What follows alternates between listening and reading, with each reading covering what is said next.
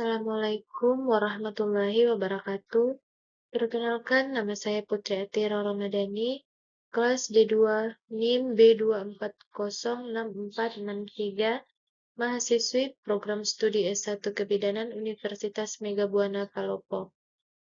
Izinkan saya untuk memaparkan tugas final saya dengan mata kuliah Pelayanan Preventif dan Promotif IMS dengan dosen pengampu Bidan Andi Fatima Jamir SSIT SKM MKes.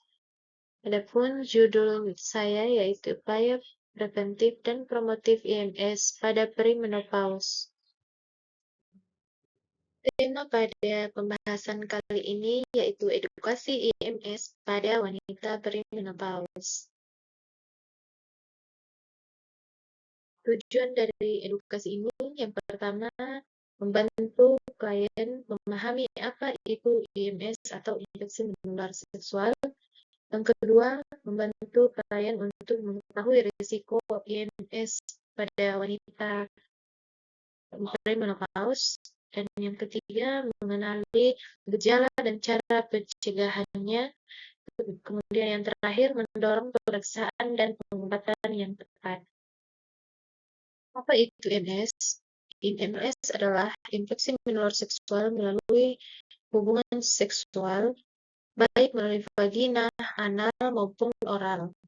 IMS dapat disebabkan oleh bakteri, virus, atau parasit. Contoh seperti HIV, sifilis, herpes genital, chlamydia, gonorrhea, dan HPV. IMS ini dapat menyerang siapa saja, termasuk wanita di usia perimenopause. Premenopause dan IMS. Premenopause adalah di mana masa transisi menuju menopause. Perubahan hormon yang seperti mukosa vagina menipis sehingga vagina lebih mudah terluka dan terinfeksi. Banyaknya wanita yang tidak sadar bahwa mereka masih berisiko. Faktor risiko yang dialami pada premenopause seperti berhubungan seks tanpa kondom, kemudian kurangnya pengetahuan tentang infeksi menular seksual, kemudian pasangan seksual baru atau berganti-ganti, dan yang terakhir penurunan lubrikasi alami sehingga mengakibatkan risiko luka saat hubungan. Gejala infeksi menular seksual yang dialami pada wanita premenopause yang pertama mengalami keputihan yang tidak biasa, kemudian gatal atau nyeri pada area genital, ketiga luka atau benjol di sekitar vagina, keempat nyeri saat berhubungan seksual, kelima nyeri panggul atau saat buang air kecil, dan yang terakhir bisa juga tanpa gejala sama sekali.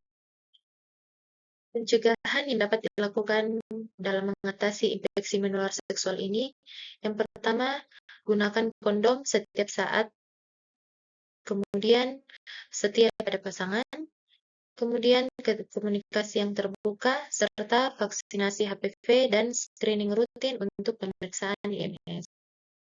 Pemeriksaan dan pengobatan yang dapat kita lakukan seperti melakukan tes laboratorium untuk diagnosis, kemudian yang kedua mengobati dengan antibiotik atau antivirus, kemudian jangan berhubungan seksual sampai pengobatan selesai, dan yang terakhir ajak pasangan untuk ikut diperiksa dan diobati.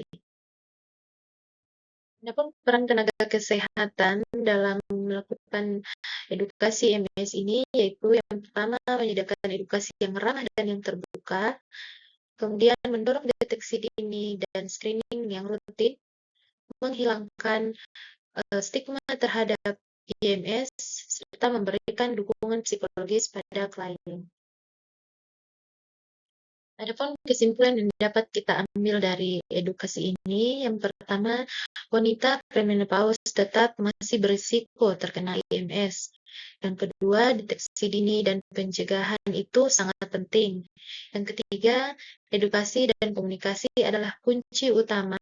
Dan yang terakhir, jaga kesehatan seksual di segala usia, baik yang masih kecil atau yang sudah dewasa.